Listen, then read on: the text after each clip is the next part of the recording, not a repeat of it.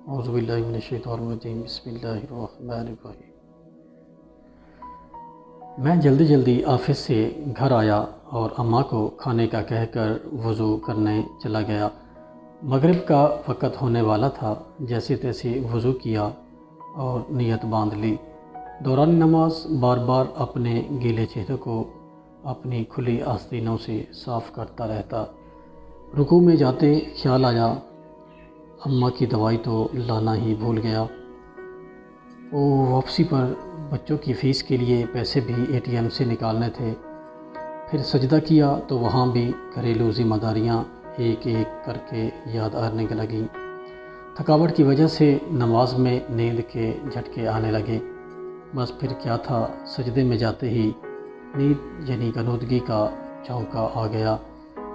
نیند میں عجیب منظر دیکھا، لوگوں کا ہجوم، ہر کوئی یہاں وہاں بھاگ رہا تھا۔ کچھ لوگ کاغذ تقسیم کر رہے تھے۔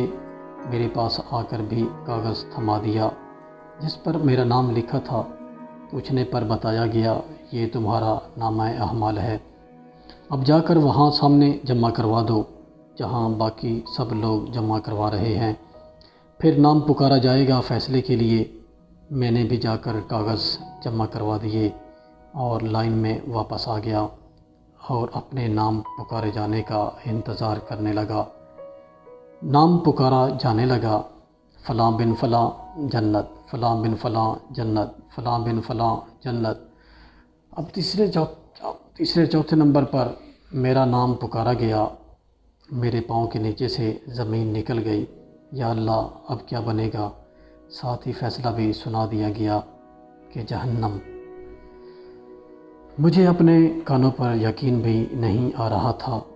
2 قد آور لوگ آئے اور مجھے گھسیٹنے لگے۔ میں پکارنے لگا، رکو رکو، شاید یہ کسی اور کا نام ہوگا۔ میرا تو جنت والوں میں نام آنا تھا، مگر مجھے غصے سے خاموش کروا دیا گیا کہ ہمارے ہاں فیصلے میں غلطی کا امکان بھی نہیں ہوتا۔ مجھے جہنم کی طرف گھسیٹا جا رہا تھا اور میں مدد کی بھیک مانگتا جا رہا تھا۔ نہ میں جھوٹ بولتا تھا، نہ دھوکہ فریب دیتا تھا، نہ شراب اور زنا جیسے کام میں ملوث تھا۔ پھر جہنم میرا مقدر کیوں بنی؟ مگر کوئی سننے کو تیار نہیں تھا۔ جہنم کی گرمی مجھے محسوس ہونے لگی۔ اندھیرے گڑھے میں مجھے پھینکنے کو تیار کھڑے تھے۔ مجھے اچانک اپنی نماز کا خیال آیا۔ نماز نماز، کہاں ہو تم؟ نماز بھی خاموش۔ جہنم کی آگ کے شعلے مجھ سے لپٹنے کو بے چین ہو رہے تھے اور مجھے جہنم میں دھکا دے دیا گیا۔ مجھے جیسے ہی دھکا دیا، ایک سفید بزرگ نے فوراً میرا ہاتھ تھام لیا اور مجھے جہنم سے باہر کھینچتے ہوئے باہر نکالا۔ میں ڈر سے کانپ رہا تھا۔ پوچھنے لگا، آپ کون ہیں اور مجھے کیوں بچایا؟ کہنے لگے، میں تمہاری نماز ہوں۔ میں غصے سے چلایا، اب آ رہے ہو جب میں جہنم میں ڈالنے جا رہا تھا؟ اگر عین وقت پر نہ آتے تو میں تو چلا گیا تھا جہنم میں، پہلے نہیں آ سکتے تھے تم؟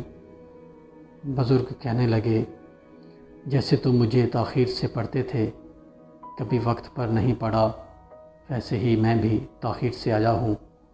کبھی تم نے مجھے وقت پر پڑھا ہی نہیں تو میں وقت پر کیسے آتا؟ میری اکھڑی سانس اب قدرے بحال ہونے لگی۔ میری ماں نے آ کر مجھے سجدے میں ہلایا تو میری آنکھ کھل گئی۔ بیٹا خیر ہے، تم نماز پکار رہے تھے سجدے میں۔ میں حیرت سے خود کو ٹٹولنے لگا کہ میں زندہ ہوں۔ پسینے سے شرابور ماں کے ہاتھوں کو چومنے لگا۔ اللہ کا شکر ادا کرنے لگا جیسے دوبارہ نئی زندگی ملی ہو مجھے، اور میں نے پختہ ارادہ کیا کہ آئندہ نماز میں کبھی سستی نہیں کروں گا۔ اب میں جہاں کہیں بھی جاتا ہوں تو وہاں بھی نماز کی فکر رہتی ہے۔ کان ہر وقت اذان سننے کو تیار رہتے ہیں۔ اب میں لیٹ نہیں ہونا چاہتا نماز میں۔